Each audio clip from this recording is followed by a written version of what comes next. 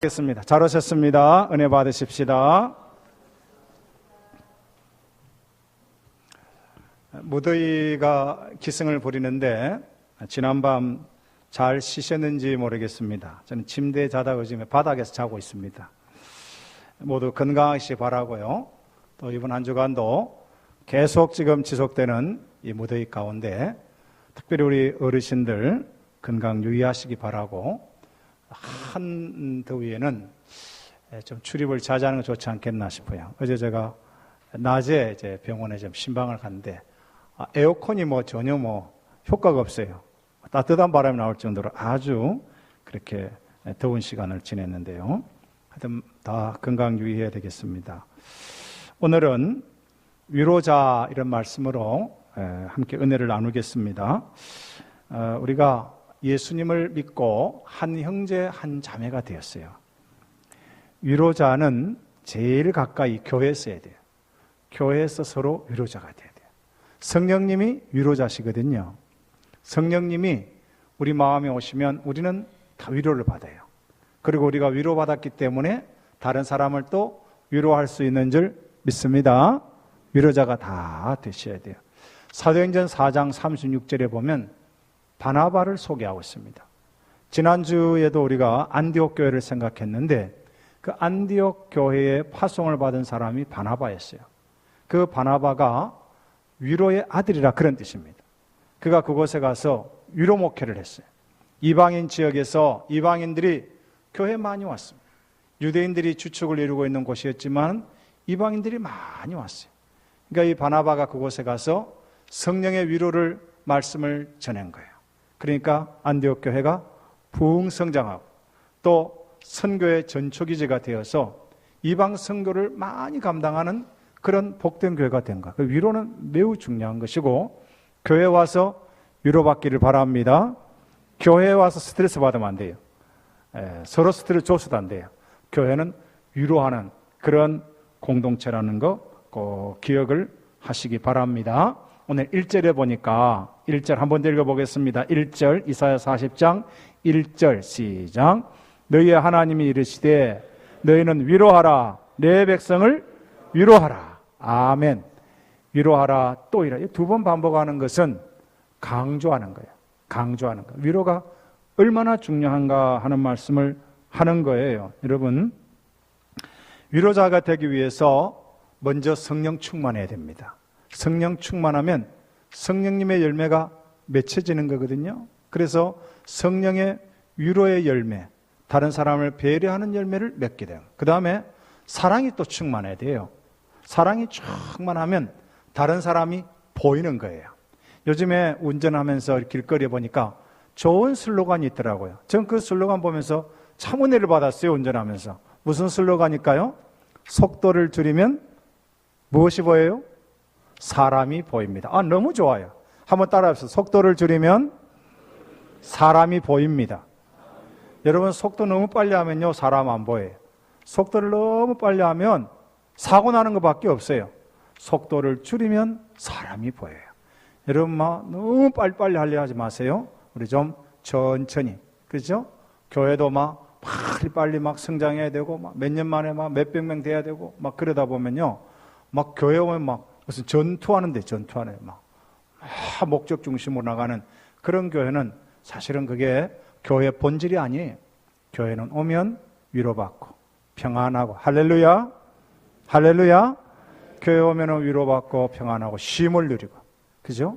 이렇게 더운데도 와가지고 뭔가 너무 그러면은 스트레스 되는 거예요. 그래서 사람이 보이는 것은 속도를 줄여야 되는 거예요. 그래서 우리가 좀 옆에 사람도 돌아보고, 이제 나이가 어느 정도 되었다 싶으면 20대가 되면 10대를 돌볼 줄 알아야 돼요. 또 60대가 되면 50대를 볼 줄 알아야 돼요. 그렇잖아요? 이래 볼 줄 알아야 돼요. 볼 줄 모르면 안 되는 거예요. 제가 이번에 저희 고향에 우리 딸하고 좀 다녀왔습니다. 다녀오면서 여수에 저희 제자뻘 되는 후배 목사님 교회를 좀 의도적으로 방문을 했어요.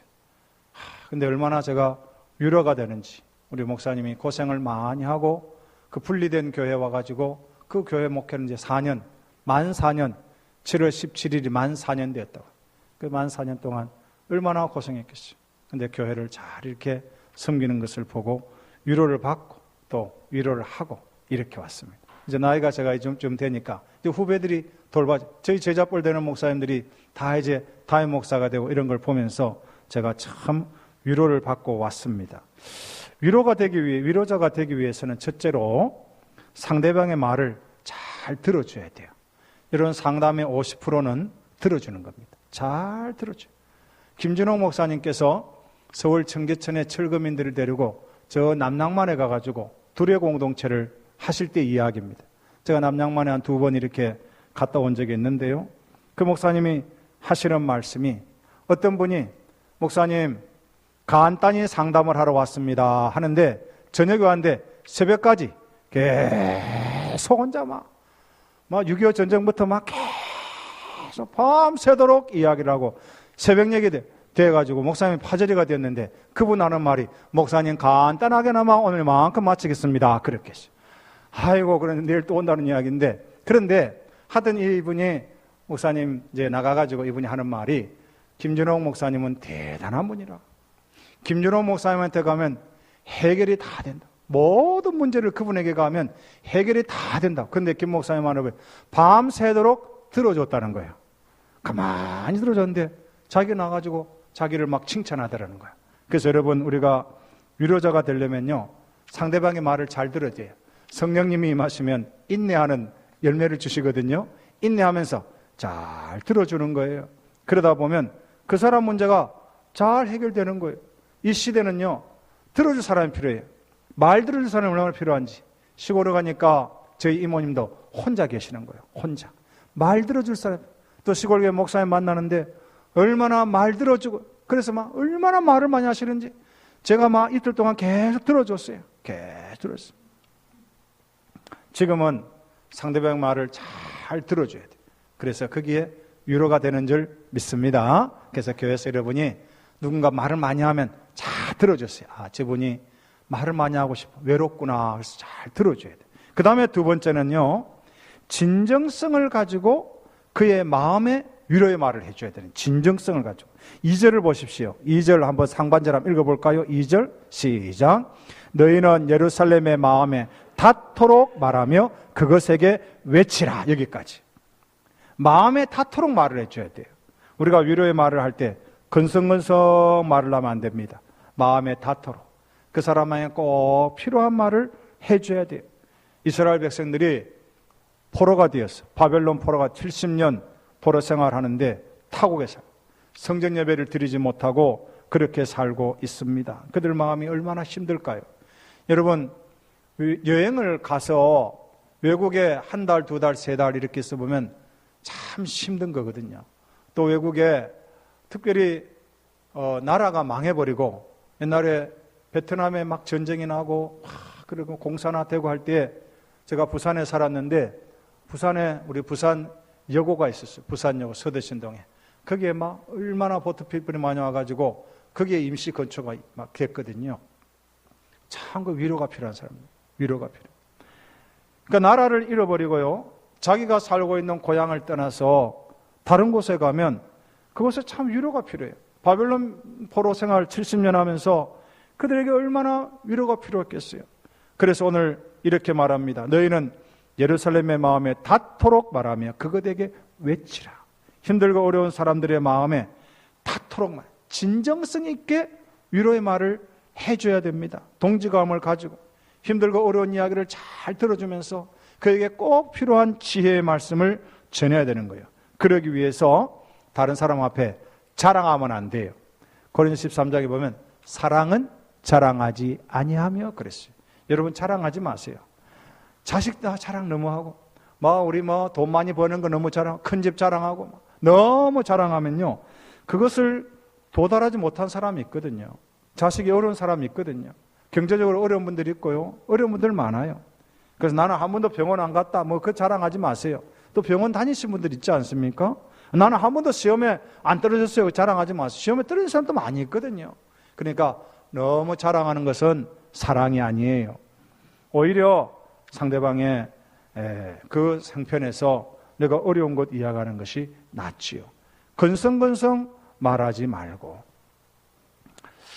우리가 또 위로받기 위해서 기도하지요. 하나님 앞에 기도할 때에 성령님이 위로해 주세요. 여러분이 누군가 들어줄 사람은 하나님 다 들어주시거든요. 그래서 교회에 와서 여러분이 계속 기도하세요. 기도하고 기도 끝나고 나서 기도자를 그냥 뜨는 것은 좋지 않습니다. 기도 끝나고 2, 3분 묵상하고 계세요. 가만히 묵상하고 찬양을 들으면서 또 혹은 다른 사람의 기도를 들어줘요. 묵상을 잠시 이렇게 하는 동안요, 그때 성령님이 음성을 들려줄 때가 많습니다. 저는 그렇게 많이 들어요. 계속 내가 기도하고 잠시 엎드려 있으면 성령께서 제 마음을 다 위로해 주시오. 만져주시오. 내가 네 마음 안다. 너 기도 제목을 내가 오늘 다 들었다. 이제 앞으로 이렇게 해라. 그렇게 해줄 때가 많습니다. 그 다음에 세 번째는 나의 아픔을 이야기할 줄 알아야 돼요. 오늘 2절에 보면 그 노역의 때가 끝났다 그렇게 말을 하고, 그 다음에 그 모든 죄로 말미암아 여호와의 손에서 벌을 배나받았다 그래. 벌을 배나받았다는 이 말은 이제 끝났다 그래. 이제 너 벌 다 받았다. 너 어려움 다 끝났다. 그 선언을 지금 여기서 하는 겁니다. 살다 보면 아픔을 겪지요.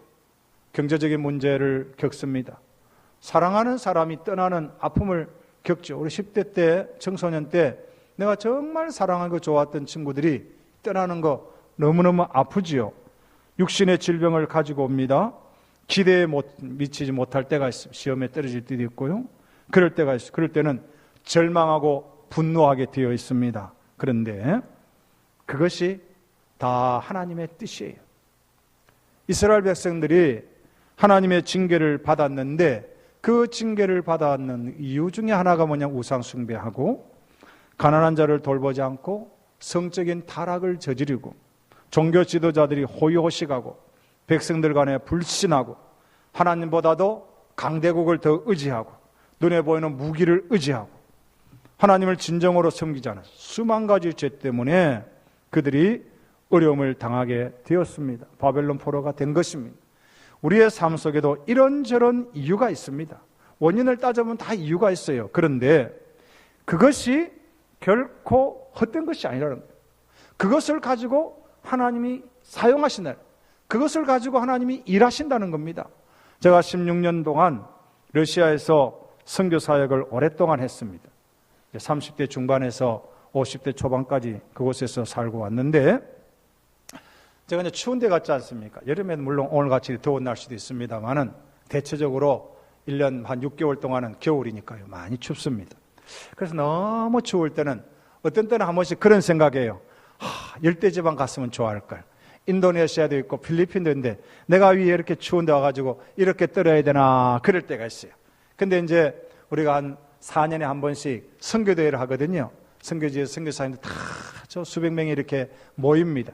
모여가지고 그룹을 지어가지고 자기 선교지 이야기를 하는 시간이 있어요. 같이 다 나눕니다.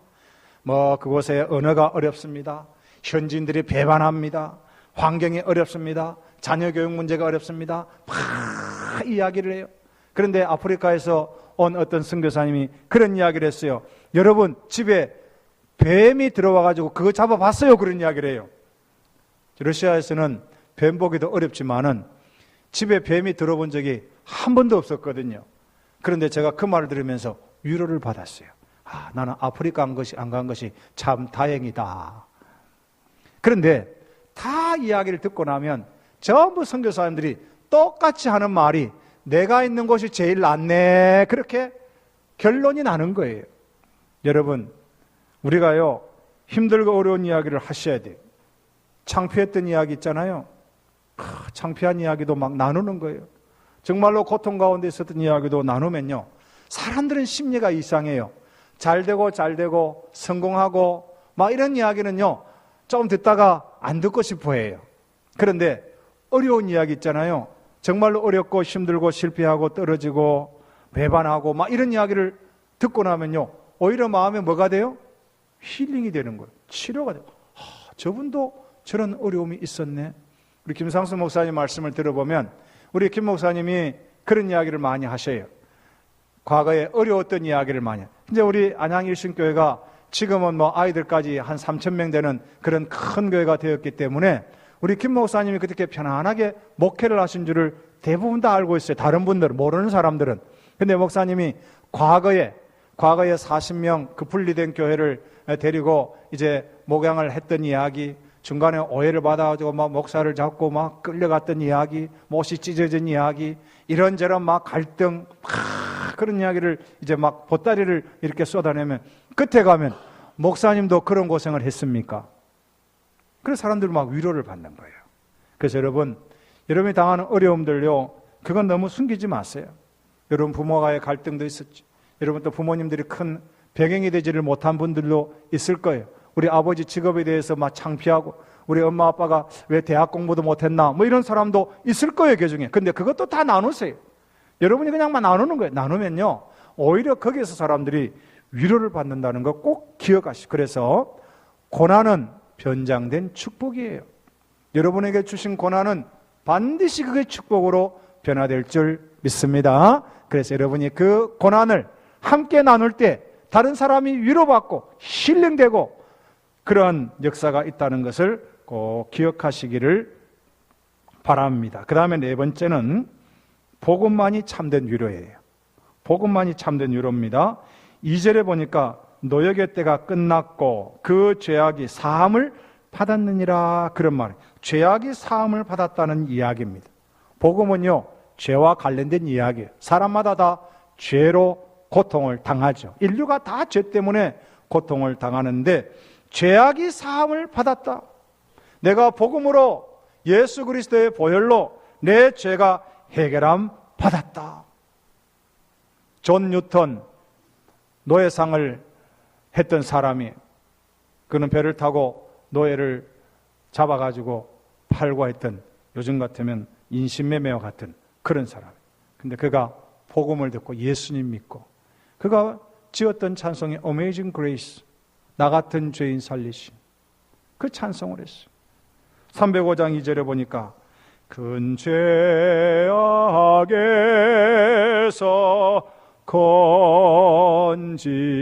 건지신 주의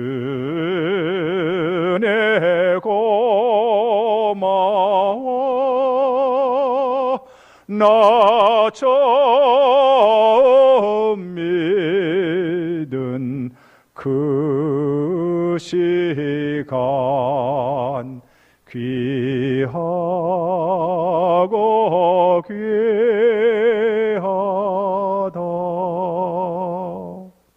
뉴턴이 이 고백을 한 거예요. 처음 믿은 그 시간, 자기가 생명을 알고 한 영혼의 가치가 너무너무 귀하고, 그래서 노예상한 것이 하나님 앞에 얼마나 죄인 것을 깨닫게 되는 거예요. 이 복음이 위로예요. 복음이 사람을 새롭게 해요.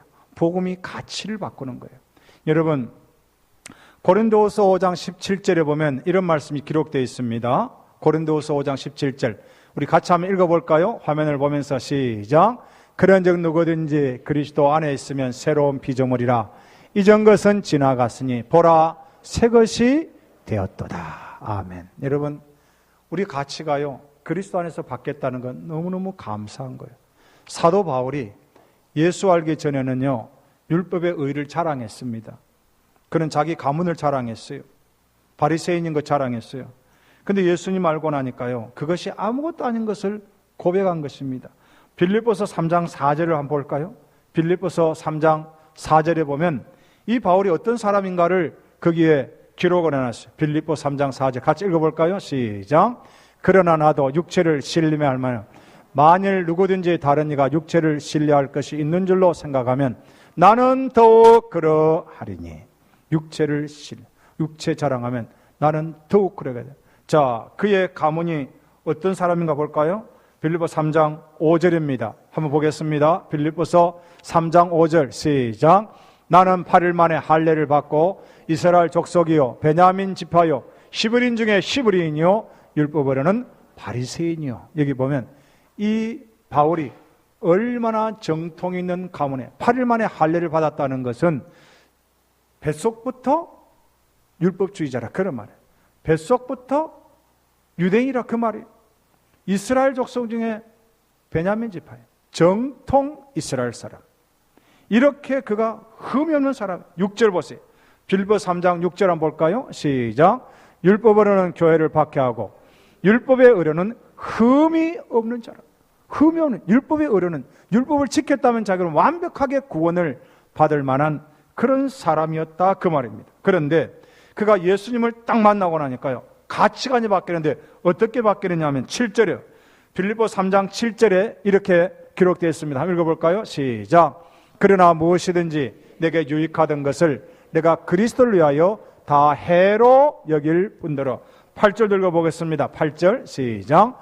또한 모든 것을 해로 여김은 내 주 그리스도 예수를 아는 지식이 가장 고상하기 때문이라. 내가 그를 위하여 모든 것을 잃어버리고 배설물로 여기면 그리스도를 얻고. 아멘. 여기 보면 사도 바울의 가치관이 탁 바뀌어버리니까 그리스도가 가장 존귀하고 보배고, 자기가 그동안 의지했던 율법, 바리새인, 유대인, 이건 배설물이야. 배설물로 다 여겨버려요. 완전히 새롭게 사는데 그의 삶의 목표가 무엇으로 바뀌느냐면 3장 14절에 한 번 더 보겠습니다.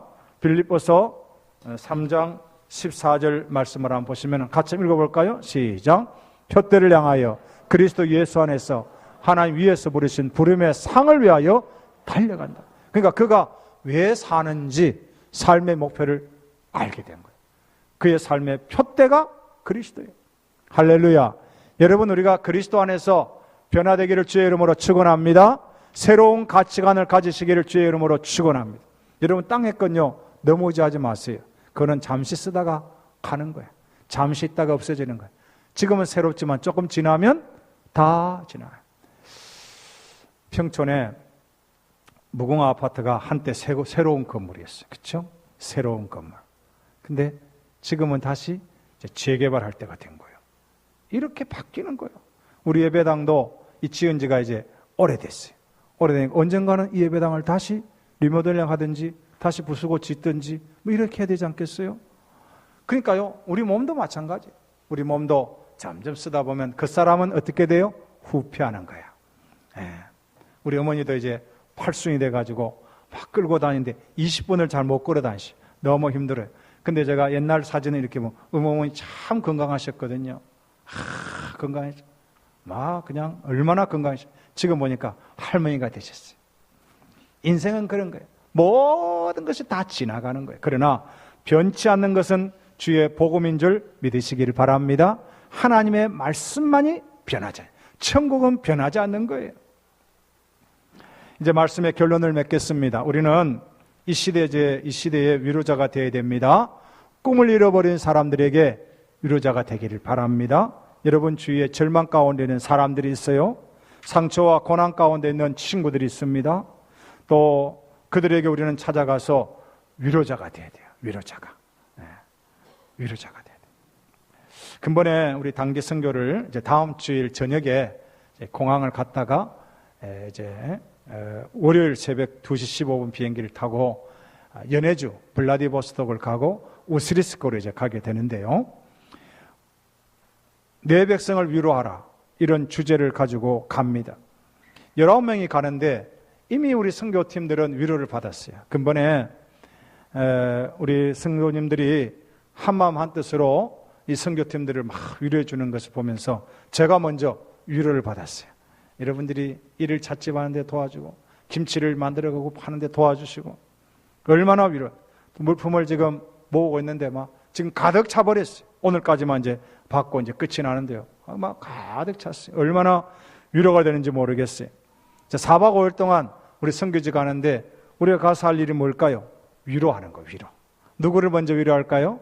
선교사님들을 위로하는 거예요.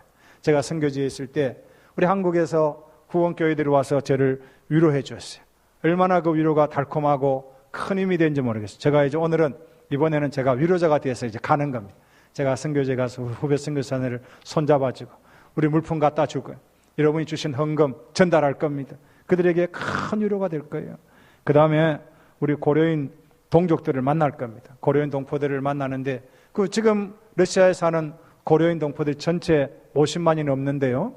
러시아 순수 러시아에는 지금 한 15만에서 20만 정도 삽니다. 우스리스크에 가는데 고려인 가족들을 만날. 그래서 가련들이 가진 농사를 짓어요. 우리 가서 또 농사 같이 짓고 그 수확하는 거 좀 따주고 그렇게 할 거예요. 또 여러분이 주신 물건들을 갖다 줄 거예요. 우리가 이제 찬양하고 율동 이런 거 지금 준비하고 있는데 선물로 가져갈 거예요. 거기 가서 막 찬양 율동 얼마나 위로가 되겠나 그랬어요. 또 고아원에 방문합니다. 러시아의 고아원은 부모가 없는 아이들도 있지만은 부모가 있지만 너무 이혼 가정이 많기 때문에 결손 가정이 너무너무 많아요. 그래서 그 아이들을 고아원에 맡깁니다. 우리가 또 그곳에 가서 아이들을 놀아줄 거예요. 놀아줘. 저도 같이 놀 겁니다. 같이 놀아줘. 그러면 그 아이들에게 얼마나 위로가 되겠나 그런 생각이에요. 또 탈북 동포들을 만날 수 있는 기회가 되면 그들에게도 위로자가 될 겁니다. 우리가 가져간 거 생필품을 조금이라도 같이 다 나눠줄 거예요. 그러면 다 위로받는 거예요. 위로하면서 우리가 또 위로받고 돌아오겠다 그런 생각을 하고 있습니다. 또 우리가 선교팀으로 가는 19명의 우리 지체들은 서로 위로자가 돼야 돼요. 선교팀을 가다 보면 생각지도 않게 선교하다가 막 어려워질 수도 있거든요. 그러니까 우리가 서로 미리 준비하고 내 마음을 내려놓고 다른 사람을 위로해야 되겠다. 내가 이번에는 꼭 위로해야 되겠다. 위로 받으려고 하지 말고 위로해야 되겠다. 그런 마음으로 떠나게 되면 우리 모두에게 큰 위로가 넘칠 줄을 믿습니다. 이번 한 주간도 위로받으시고 위로자가 되시는 저와 여러분 되시기를 주의 이름으로 축원합니다. 기도하겠습니다. 하나님 아버지, 위로자 성령님 우리에게 임하여 주셔서